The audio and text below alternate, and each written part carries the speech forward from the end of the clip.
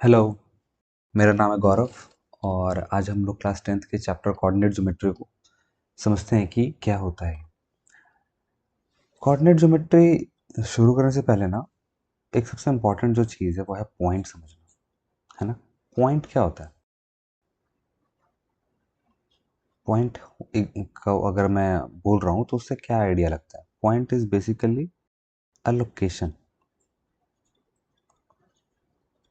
क्या है? लोकेशन है। दूसरी क्या है?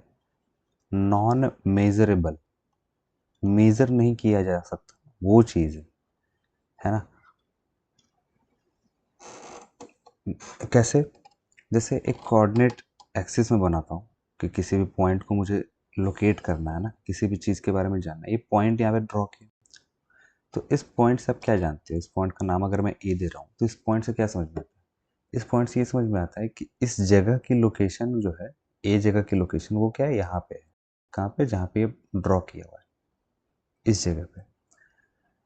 उसको समझने के लिए हम दो एक्सेस का इस्तेमाल कर रहे हैं, 2D प्लेन में। और 3D प्लेन का अगर इस्तेमाल करेंगे, 3D चीज़ का इस्तेमाल करेंगे तो 3D प्लेन नहीं होगा, 3D सरफेस होगा। 3D में इस्तेमाल करेंगे तो 3 एक्सेस का यूज़ करेंगे। 2D प्लेन में बात कर रहे हैं तो 2 एक्सेस का यूज़ करेंगे, जिसमें एक को क्या बोलते हैं? एक्स एक्सिस, एक को वाई एक्सिस। एक्स और वाई क्या है? एक्स और वाई दो एक्सिस हैं जो किसी एक रेफरेंस पॉइंट से, है ना? हम फिर से क्या ले रहे हैं? एक रेफरेंस ले रहे हैं, वो भी क्या है? एक पॉइंट है, एक लोकेशन है। तो हमने क्या किया? हमने एक लोकेशन के रिस्पेक्ट में किसी दूसरे चीज़ की लोकेशन जाननी चाहिए। हमेशा हमारा जो भी ज्योमेट्री में जितना भी काम चलता है वो सब रेफरेंस बेसिस पे होता है ना? मैं इस जगह पे ये कोऑर्डिनेट एक्सिस बना रहा हूँ तो इसके रेफरेंस में बात करूंगा। अगर यही मैं यहाँ पे कहीं बना देता इधर तो इसके रेफरेंस में बात करता। ठीक है? तो आप किसके रेफरेंस में बात कर रहे हो वो हमेशा बहुत ज़्यादा इंपॉर्टेंट रहने वाला है। तो इस ए का लोकेशन मतलब कि जो रेफरेंस पॉइंट हमने माना है, यानी कि इस केस में ओ, उस पॉइंट से वो 2D प्लेन में कितना आगे या कितना पीछे है वो एक्स एक्सिस बताएगा, कितना ऊपर या कितना नीचे है वो वाई एक्सिस बताएगा। ठीक है? तो हम इस्तेमाल किस लिए कर रहे हैं? हम लोकेशन जानने के लिए इस्तेमाल कर रहे हैं। किसका इस्तेमाल कर रहे हैं? कोऑर्डिनेट एक्सिस का। अच्छा, उससे कैसे पता चल रहा है? उससे ऐसे पता चल रहा है कि जो हमारा रेफरेंस पॉइंट है, यानी कि जिस जगह पे दोनों जो एक्सिस हैं वो मीट कर रही हैं, उस जगह पे, उस जगह के रेफरेंस में हम बाकी लोकेशंस को जानेंगे और समझेंगे कि क्या हो रहा है। जैसे मान लेते हैं कि ये 2 यूनिट एक्स में आगे है तो हम उसको 2 से दिखाएंगे, और 3 यूनिट वाई में ऊपर है, वाई की तरफ है, ऊपर की तरफ, तो उसको 2,3 करके दिखाते हैं। I hope that's already known, but उसी को मैं रिकॉल करके एक थोड़ा बेटर अंडरस्टैंडिंग देने की कोशिश कर रहा हूँ। अगर वही पॉइंट मेरा सपोज कहीं यहाँ होता तो ये क्या है? इस पॉइंट से इधर की तरफ आगे और ये इधर की तरफ नीचे, है ना? तो मान लेते हैं कि ये चीज़ होती 2 और नीचे की तरफ होती -2। पहले जो हम दिखा रहे हैं वो एक्स एक्सिस है, मतलब एक्स की तरफ कितना आगे है कितना पीछे है वो दिखा रहे हैं। और जो हम कॉमा के बाद दिखा रहे हैं वो ये बता रहा है कि वाई एक्सिस में, यानी कि ऊपर या नीचे की तरफ वो कितना है, उसकी बात हो रही है। ठीक है? तो this is how you use coordinate axis, and आप पॉइंट्स से समझते हो कि उसका क्या यूज है, उसका क्या इंटरप्रिटेशन है। तो point is what? Point is just a location. ये मेजरेबल नहीं है। इसका डायमेंशन क्या है? It is a zero dimension figure, 0D है ये। जैसे आपने सुना होगा 1D 2D, है ना, 3D, उसी तरीके से 0D है, जिसका कोई डायमेंशन नहीं, उसको मेजर नहीं किया जा सकता, है ना? हम जनरली जब दिखा रहे होते हैं, यहाँ पे ये डॉट बनाता हूँ, तो ये डॉट भी एक छोटा सा सर्कल है जिसका कि रेडियस बहुत कम है। उस रेडियस को हम इग्नोर करते हैं तभी हम जाकर के उस चीज़ को दिखा पा रहे हैं यहाँ पे। बट अल्टीमेटली हम उसको प्लॉट नहीं कर सकते। It is just an exact location. ठीक है ना? तो ये होता है पॉइंट। अब हमें जानना है रेफरेंस। अगर इसका मैं रेफरेंस जानने की कोशिश कर रहा हूँ तो कैसे जान रहा हूँ कि कितना आगे या कितना पीछे है, और एक्स एक्सिस के लिए, और वाई एक्सिस के लिए कितना ऊपर या कितना नीचे है। मैं 2D में बात कर रहा हूँ। ठीक है? तो मान ले ये जो हमने ए के लिए दिखाया है कि वो 2 यूनिट आगे है ना, क्योंकि ये प्लस में लिखा है तो 2 यूनिट आगे की तरफ है, और प्लस में भी वाई एक्सिस लिखा है तो ये ऊपर की तरफ है। तो ये जो दो क्या बोले, एक्स की तरफ और वाई की तरफ जो डिस्टेंस है, ये इस ए पॉइंट का परपेंडिकुलर कंपोनेंट है, मतलब यहाँ से हमने क्या किया, एक परपेंडिकुलर लाइन ड्रॉ किया एक्स एक्सिस पे, जिससे ये पता चल रहा है कि ये इस वाले एक्सिस से यानी कि एक्स एक्सिस से कितना ऊपर है, तो वो y के डिस्टेंस को बता रहा है। और अगर हम यहाँ से y की तरफ एक परपेंडिकुलर ड्रॉ कर रहे हैं तो उससे हमें ये पता चल रहा है कि ये y एक्सिस से कितना आगे की तरफ या पीछे की तरफ है। अगर वो आगे की तरफ है तो पॉजिटिव में लिखेंगे, अगर वो पीछे की तरफ रहता तो नेगेटिव में लिखते हैं। तो अगर हम y एक्सिस से उसका डिस्टेंस मेजर कर रहे हैं, ठीक है, तो वो क्या बताएगा, x एक्सिस में कितना आगे है कितना पीछे है वो बताएगा। अगर हम x एक्सिस पे परपेंडिकुलर ड्रॉ कर रहे हैं तो ये बताएगा कि वो y एक्सिस में कितना ऊपर या कितना नीचे है, इसके बारे में जानकारी मिलेगी हमें। ठीक है, तो ये जो कंपोनेंट्स हैं इस ए पॉइंट के, है ना, इस ए पॉइंट के जो कंपोनेंट्स हैं ये दोनों, इसी को बोलते हैं हम परपेंडिकुलर कंपोनेंट्स। ठीक है, इसके बारे में डिटेल में आपको पढ़ना होगा क्लास 11th-12th में, जब आप मैथ पढ़ोगे तो वहाँ पे इसके और चर्चा होती है, क्योंकि ये इंपॉर्टेंट टॉपिक है। अभी मैं एक ओवरव्यू दे रहा हूँ, है ना, कि हम मेजर कैसे कर रहे हैं, ये किसी भी पॉइंट का आप डिस्टेंस, दो चीज़ के बीच का डिस्टेंस मेजर करने के लिए कैसे कर सकते हो। जैसे यही पॉइंट मेरा ए है, तो यहाँ से मुझे अगर डिस्टेंस मेजर करना है, तो एक डिस्टेंस तो ये मैंने ड्रॉ किया वो भी होगा, एक एक सेकेंड,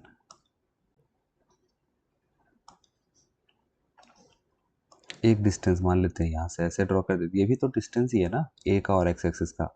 एक और मैं ऐसे ड्रॉ कर देता हूँ, ये भी डिस्टेंस है। एक और मैं ऐसे ड्रॉ कर देता हूँ, ये भी डिस्टेंस है। तो हम कौन सा डिस्टेंस को लेके चलते हैं, जो परपेंडिकुलर है ना। हमें अगर दो चीज़ के बीच का एग्जैक्ट डिस्टेंस चाहिए होता है, मेजरमेंट चाहिए होता है, तो हम किसका इस्तेमाल करते हैं, परपेंडिकुलर डिस्टेंस का। तो इसीलिए एग्जैक्ट वैल्यू जानने के लिए, करेक्ट वैल्यू जानने के लिए, कितना एग्जैक्ट लोकेशन क्या है ये जानने के लिए हम किसका इस्तेमाल करते हैं, कि वो परपेंडिकुलर कंपोनेंट्स का इस्तेमाल करते हैं, परपेंडिकुलर डिस्टेंस का, जिसको कि हम क्या बोल रहे हैं, उस पॉइंट का परपेंडिकुलर कंपोनेंट। तो I hope that is clear. तो this is the basic of coordinate and coordinate geometry. अब नेक्स्ट है हमारा डिस्टेंस फार्मूला। तो डिस्टेंस कैसे निकालते हैं, किसके बीच निकालेंगे, तो डिस्टेंस निकालेंगे दो पॉइंट्स के बीच।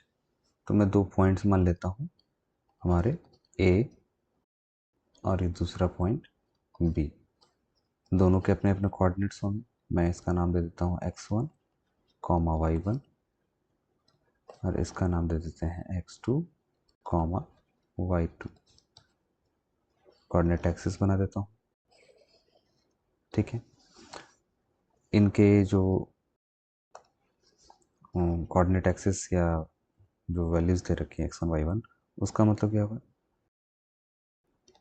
कि ये वाली डिस्टेंस बताएगी, ये वाली वर्टिकल वाली, कि वो y में कितना ऊपर है, और ये हॉरिजॉन्टल वाली बताएगी कि वो x में कितना आगे है। सिमिलरली b के लिए भी होगा।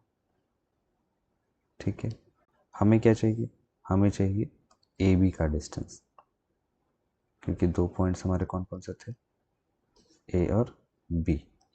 तो what we need the distance of A B. A को बी से कनेक्ट कर देते हैं। क्या हो रहा है यार, एक सेकेंड। हाँ, तो हमें ये डिस्टेंस चाहिए। इस पॉइंट का नाम दे देता हूँ मैं एम,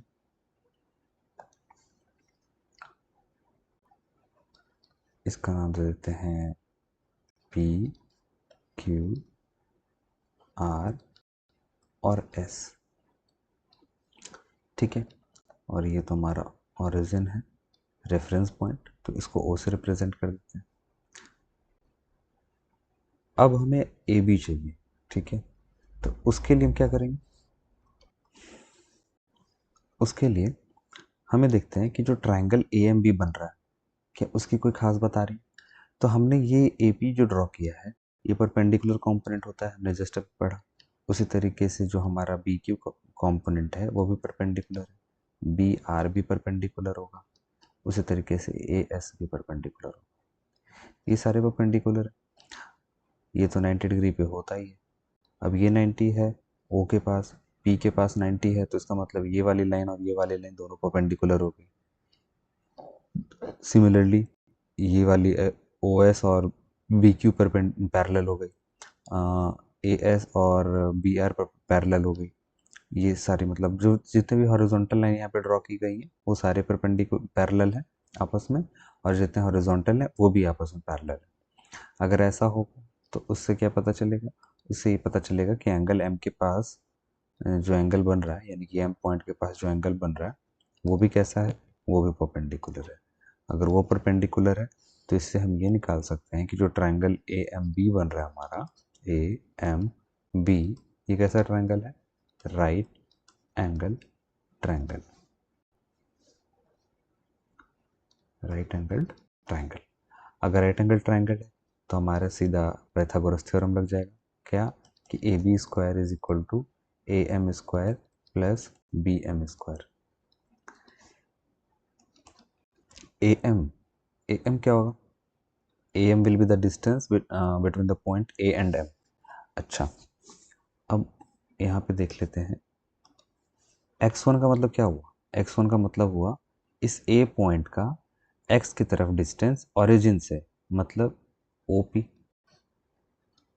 ये x1। सिमिलरली OQ x2 हो जाएगा, क्यों, क्योंकि ये b का कोऑर्डिनेट है तो वो x2 है, तो वो क्या बता रहा है कि वो x में कितना आगे, x2 डिस्टेंस, x2 यूनिट आगे है, कहाँ से, ओरिजिन से कहाँ तक, तो Q तक।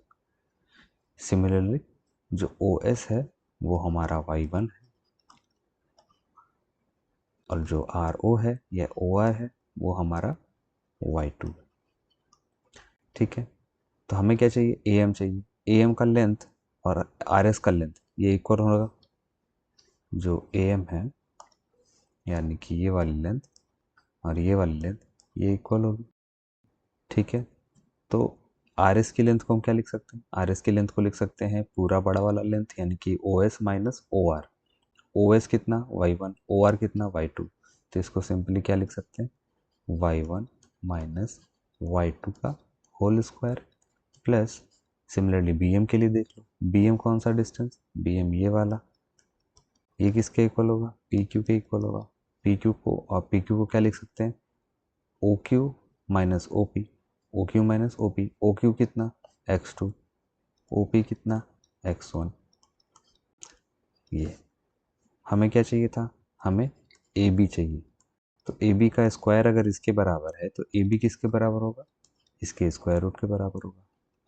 ये सिंपली क्या हो गया, y1 माइनस y2 का whole square plus x2 minus x1 का होल स्क्वायर। अब आपको दिख रहा होगा कि ऊपर मैंने लिख रखा है x2 माइनस x1 का होल स्क्वायर, और यहाँ पे माइनस नहीं होगा, सॉरी वहाँ मिस्टेक हो गया है, यहाँ पे प्लस का साइन होगा, और वो और प्लस में क्या आएगा, x2 माइनस x1 का होल स्क्वायर। अच्छा, तो यहाँ पे x2 माइनस x1 है, यहाँ पे अभी x2 माइनस x1 है, ठीक है, यहाँ y2 माइनस y1, लेकिन यहाँ पे y1 माइनस y2, तो यहाँ पे क्या हो रहा है, यहाँ पे ये साइन चेंज हो जा रहा है, कौन सा, इधर y2 माइनस y1 है, यहाँ पे y1 माइनस y2 आ रहा है, तो उससे कोई फर्क नहीं पड़ रहा, क्यों, क्योंकि y1 माइनस y2 मान लेते हैं कि फॉर एग्जांपल 2 आ रहा है, तो हम उसका स्क्वायर करेंगे, और y1 माइनस y2 क्या हो जाएगा, -2 हो जाएगा, तो हम उसका स्क्वायर करेंगे, तो स्क्वायर करने पे आपका वैल्यू क्या हो जाएगा, सेम आ जाएगा, क्यों, क्योंकि पॉजिटिव का स्क्वायर कर लो या नेगेटिव का स्क्वायर कर लो, अगर वैल्यू सेम है तो उसका स्क्वायर करके सेम ही आएगा और दोनों पॉजिटिव में आएगा, तो इसलिए आप इसको इस तरीके से लिख सकते हो। तो इसका बेसिक मतलब क्या हुआ, इसका मतलब हुआ कि the distance between two point is the square root of the sum of the differences of their X axis and Y axis का individual square.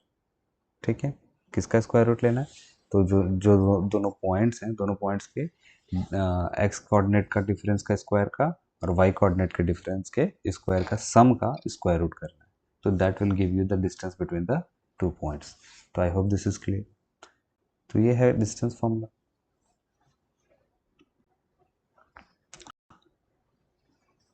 The next is section formula. Section formula मतलब, section formula मतलब कि अगर हमारे पास दो point है जिनके नाम है ए और बी, इनके कोऑर्डिनेट हैं x1 y1 और x2 y2, ठीक है, और इसको कोई तीसरा बीच में काट दिया, उसका नाम मैं पॉइंट P दे देता हूँ, और x के कोऑर्डिनेट है x, y। तो इसको काटने वाले का जो कोऑर्डिनेट है वो x, y। अब किस रेशियो में काट रहा है, तो m रेशियो n में काट रहा है। ठीक है, m कौन सा, m वो जो m या n, इसको भी आप कैसे ट्रीट कर सकते हो कि एक साइड वो m का रेशियो है, दूसरे साइड वो n का रेशियो है। तो इसका जो फॉर्मूला है ना, इसका भी प्रूफ है, बट वो मैं शो नहीं कर रहा हूँ, वो कॉम्प्लिकेटेड हो जाएगा और थोड़ा सा उसकी ज़रूरत नहीं है अभी, इसलिए आई एम नॉट शोइंग। ठीक है, बट सारी चीज़ें प्रूव हो सकती हैं। तो इसका कोऑर्डिनेट, इसका जो वैल्यू है एक्स का, वो क्या आता, आपको इसको ध्यान में कैसे रखना, आप m जो रेशियो है वो ले लीजिए, उसके साथ x का हम रेशियो निकाल रहे हैं, तो उसके साथ x कोऑर्डिनेट ले लो, किसका, दूसरे साइड वाले का। ठीक है, अब p है यहाँ पे, है ना, अब इधर p है, तो p के जिस तरफ m है उसके दूसरी तरफ जो पॉइंट है उसका x कोऑर्डिनेट लेंगे, तो ये आ गया mx2, प्लस कर देंगे उधर वाले रेशियो के साथ इधर वाले कोऑर्डिनेट को, तो ये क्या हो जाएगा, nx1 अपॉन दोनों रेशियोज का सम। सिमिलरली y कोऑर्डिनेट क्या हो जाएगा, इधर वाले रेशियो के साथ उधर वाला y कोऑर्डिनेट, उधर वाले y रेशियो के साथ इधर वाला y कोऑर्डिनेट अपॉन दोनों का सम। तो this is how you will use the section formula. Now let's directly jump into the questions.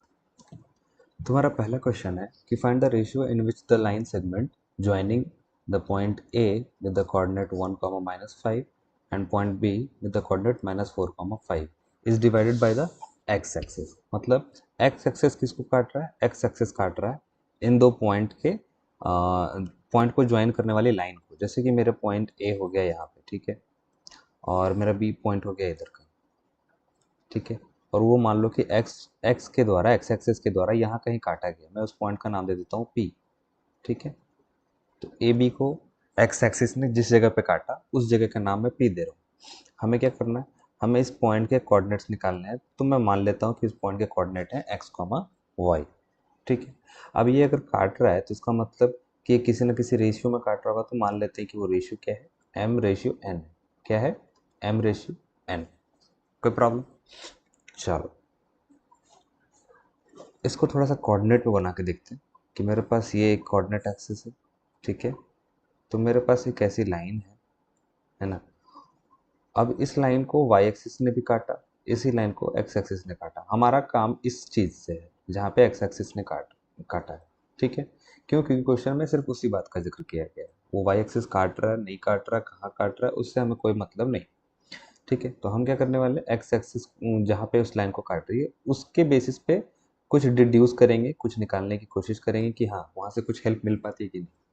जब वहाँ पे भी एक्स एक्सिस कट करेगी, उस जगह पे y की वैल्यू कितनी होगी, 0। मतलब कि y कोऑर्डिनेट 0 होगा, किसका, उस पॉइंट का जो उस लाइन पे उस जगह पे लाई कर रही है जहाँ पे x एक्सिस के साथ इंटरसेक्शन हो रहा है। मतलब कि P पॉइंट की बात हो रही है सिंपली, तो यहाँ पे जो मैंने y माना ये 0 होगा।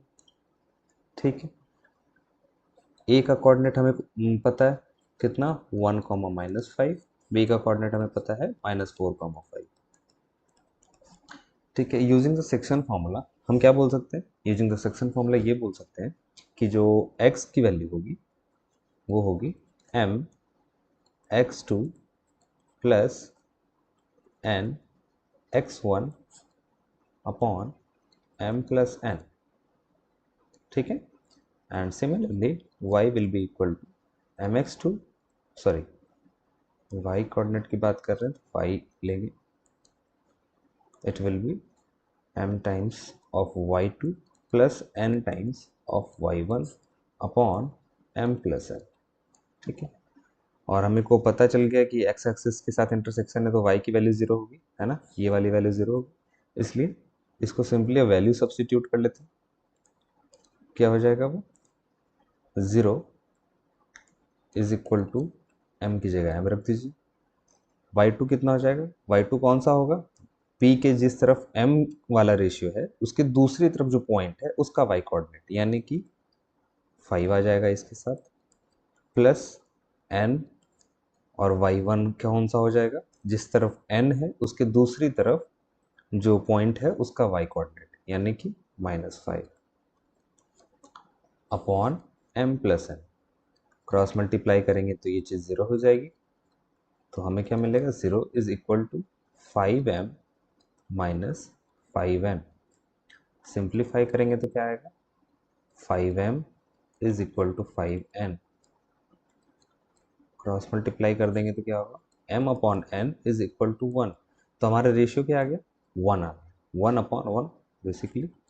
तो the ratio of m is to n will be equal to 1 is to 1। कोई प्रॉब्लम, ये हमारा रेशियो मिल गया।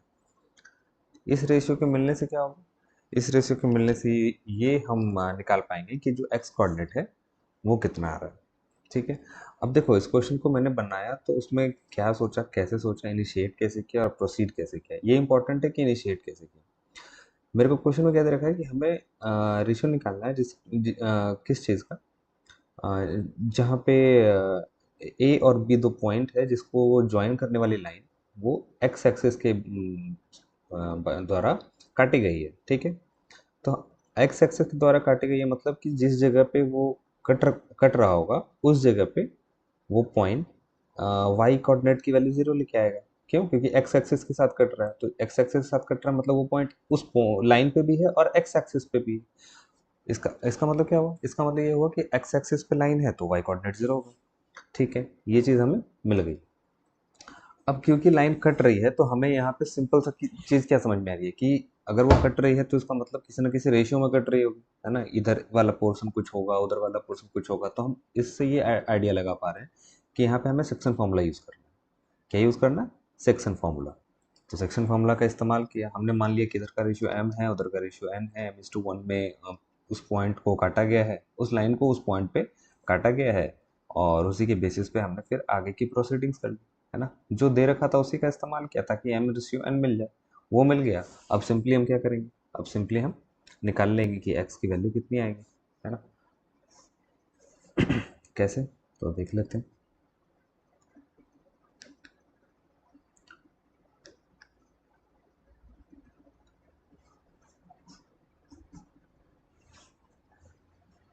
पॉइंट क्या हो गया, ये और ये, तो x क्या हो जाएगा, m x2 plus n x1 upon m plus n। इसका मतलब क्या हुआ, x is equal to m की वैल्यू 1 हो गई क्योंकि हमने ऑलरेडी निकाल रखा है। x2 क्या हो जाएगा, b वाला यानी कि -4 प्लस n, ये भी 1 हो जाएगा, और x1 क्या हो जाएगा, 1 हो जाएगा, a पॉइंट का x coordinate upon m plus n that is 1 plus 1। ये सिंपली हो गया -4 plus 1 upon 2 that is equal to -3/2। तो जिस पॉइंट पे कट रही है वो लाइन, दैट उसका एक्स कोऑर्डिनेट कितना हो गया, -3/2, और क्योंकि एक्स एक्सिस के द्वारा काटा जा रहा है इसलिए वाई कोऑर्डिनेट कितना हो गया, 0। तो सिंपली वो पॉइंट जो पी माना था हमने वो कितना हो जाएगा, -3/2 comma 0। I hope that is clear. और रेशियो तो पता चल ही गया, 1:1 का वो रेशियो आ गया, और जिस पॉइंट पे वो कट रहे हैं उसका कोऑर्डिनेट भी आ गया। ठीक है, the next question is find the values of y for which the distance between the points p and q is 10 unit. Okay, हम क्या मानेंगे, हम मानेंगे पॉइंट p, दूसरा पॉइंट q, दोनों के कोऑर्डिनेट्स दे रखे हैं 2, -3। q का कोऑर्डिनेट दे रखा है x कोऑर्डिनेट और y कोऑर्डिनेट को y वेरिएबल में दिखाया गया है, और ये डिस्टेंस हमारा 10 यूनिट्स का है। ठीक है, अब दोनों के बीच का डिस्टेंस दे रखा है तो कॉमनली हम समझ में आ रहा है कि हम क्या यूज करने वाले हैं, डिस्टेंस फॉर्मूला। ठीक है, ये फार्मूला बेस्ड ही चैप्टर है तो इसमें ज़्यादा टेंशन लेने की ज़रूरत नहीं है, बस फार्मूला ध्यान में रखना, करेक्ट फार्मूला होगा तो करेक्ट आंसर आएगा, नहीं होगा तो नहीं आएगा। इसमें बीच का कोई ऑप्शन नहीं। तो distance between P Q is what, under root x2 minus x1 का square plus y1 minus y2 या y2 माइनस y1, कुछ भी कर सकते हैं क्योंकि वो होल स्क्वायर कर रहे हैं। तो आप y1 माइनस y2 करके निकालो या y2 माइनस y1 करके निकालो, सेम आने वाला है। पी क्यू की वैल्यू कितनी है? पी क्यू की वैल्यू 10 है, तो 10 is equal to under x2। चलो अब मैं वैल्यूज पुट कर देता हूँ। x2 मतलब आप q का, आप अगर इसको सपोज x1 y1 मान रहे हैं और इसको x2 y2 मान रहे हैं, आप उल्टा भी मान सकते हैं, इसको x2 y2 और इसको x1 y1 उल्टा करके भी मान सकते हैं, कोई प्रॉब्लम नहीं उससे। तो x2 की वैल्यू हो गई 10, x1 की वैल्यू हो गई 2, 10 माइनस 2 का होल स्क्वायर प्लस y1 हो गया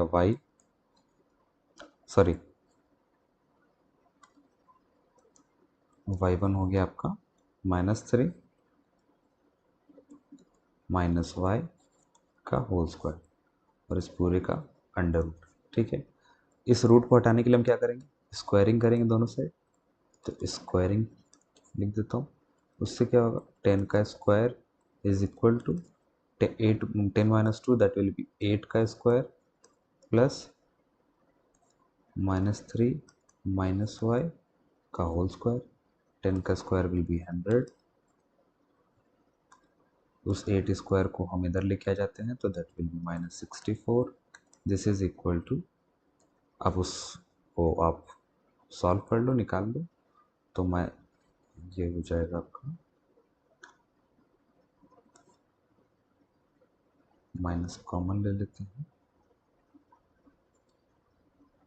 तो ये हो गया 3 प्लस y का whole square. 36 is equal to, ये माइनस का स्क्वायर तो ऑलरेडी प्लस हो जाएगा, तो बाकी बच जाएगा simply 9 plus y square plus 6y। ठीक है, यहाँ पे जो मैंने काम किया है दिस वन, इसमें आई होप कोई प्रॉब्लम ना हो।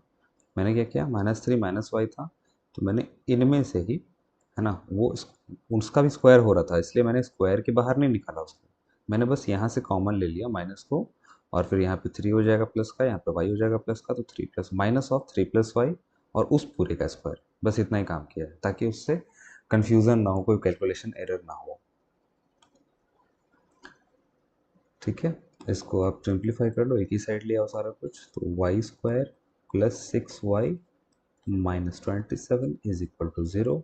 हम स्प्लिटिंग द मिडिल टर्म के करके निकालना चाहें या क्वाड्रेटिक फॉर्मूला निकाल के लगा के निकालना चाहें। क्वाड्रेटिक फॉर्मूला क्या था, माइनस बी मतलब इसका coefficient minus b plus minus under root b square minus 4ac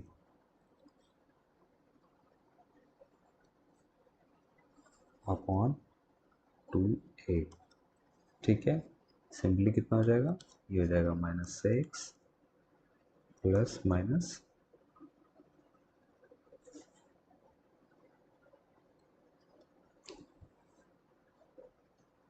under root 144 upon 2।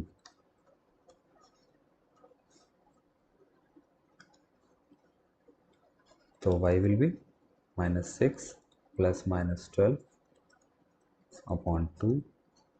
तो उससे आपको क्या मिलेगा, y is equal to -6 plus 12 यानी कि 6/2 3 एंड -6 माइनस 12 दैट इज -18/2 यानी कि -9। y के दो वैल्यूज मिल गए। तो क्वेश्चन में दे भी रखा था, find the values of y for which the distance between the point this and this is 10 units. I hope this is clear. इसका ना ग्राफिकल एक मतलब समझ लेते हैं।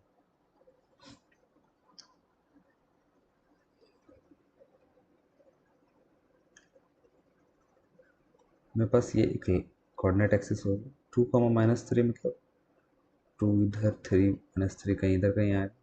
एक पॉइंट मेरा यहाँ फिक्स है P, वो नहीं हिलेगा यहाँ से, और दूसरा पॉइंट मेरा 10 यूनिट्स आ गए, ठीक है, कहाँ है, 10 यूनिट्स आ गए, और वो वाई में ऊपर नीचे कहीं भी हो सकता है, ठीक है। तो वाई मतलब यहाँ से इस जगह से, एक सेकेंड, इस पॉइंट पी से वो डिस्टेंस यहाँ भी रहेगा तो भी 10 यूनिट हो सकता है, यहाँ रहेगा तो भी 10 यूनिट हो सकता है, इसलिए वाई की दो वैल्यूज आई हैं यहाँ, ठीक है ना। तो ये समझ में आना जरूरी है कि दो वैल्यूज क्यों आ रही है ना। तो हमारी वैल्यूज क्या क्या है, y is equal to 3, y is equal to -9। तो I hope this is clear, and this is the master mind quest. आप इसे सॉल्व करें and reach out to us. The lucky ones will definitely get a surprise. So, all the very best. Keep studying, keep enjoying, keep learning. Bye bye.